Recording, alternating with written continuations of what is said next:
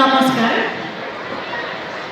অসমৰ বৌদ্ধিক জগতৰ এগৰাকী স্বনামধন্য ব্যক্তি, উত্তৰ পশ্চিম যোৰহাটৰ প্ৰথমগৰাকী উপাচাৰ্য পদত অধিষ্ঠিত যোৰহাটবাসীৰ গৌৰৱ ডক্টৰ জিতেন হাজৰিকা ছাৰ আজি আমাৰ মাজত উপস্থিত আছে।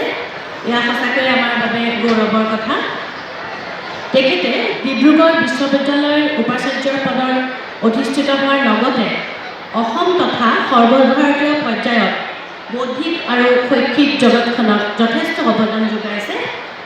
ৰাষ্ট্ৰীয় আৰু আন্তঃৰাষ্ট্ৰীয় পৰ্যায়ত তেখেতৰ ৯৭খন গৱেষণা পত্ৰ বিভিন্ন গৱেষণামূলক বাৰ্তালিচনী আৰু গ্ৰন্থত প্ৰকাশ পাইছে।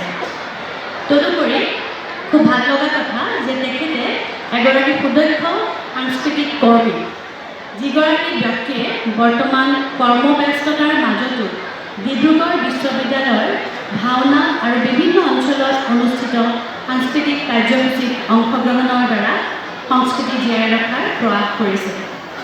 আমি অসম জাতীয় বিদ্যালয় সত্তাৰ পৰিয়ালৰ হৈ তেখেতক সম্ভাষণ জনাইছোঁ আৰু এইখিনিতে তেখেতৰ চমু পৰিচয় সামৰিছোঁ। ধন্যবাদ। এতিয়া আমি সম্বৰ্ধনা আগবঢ়াব বিচাৰিছোঁ। মই ইয়াৰ লগত জড়িত থকা অপৰাজিতা বৰা বাইদেউ তাৰ বাবে সাজু হৈ আগবাঢ়ি আহিবলৈ অনুৰোধ জনাইছোঁ আৰু সম্বৰ্ধনা জনাবলৈ অসম জাতীয় বিদ্যালয় শিক্ষা সংসদৰ কাৰ্যকৰী সভাপতি শ্ৰীযুত দিলীপ কুমাৰ দত্ত চৌধুৰী ছাৰক অনুৰোধ জনায়।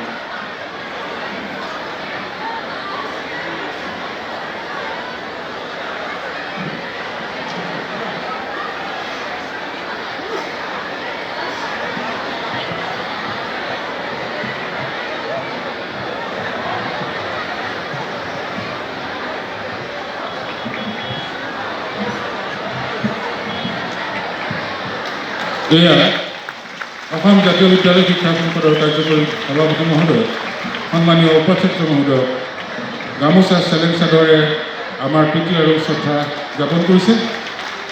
লগতে এই সমাৰোহৰ এটি প্ৰতীক সম্বলিত মমেণ্ট তেখেতক আমি প্ৰদান কৰিছোঁ আৰু জাতীয় বিদ্যালয় সত্ৰাই পালন কৰা ৰূপালী জয়ন্তীৰ যি আলোকসন্ধানী সেই স্মৃতিগ্ৰন্থ আমি আমাৰ ফালৰ পৰা প্ৰদান কৰিছোঁ।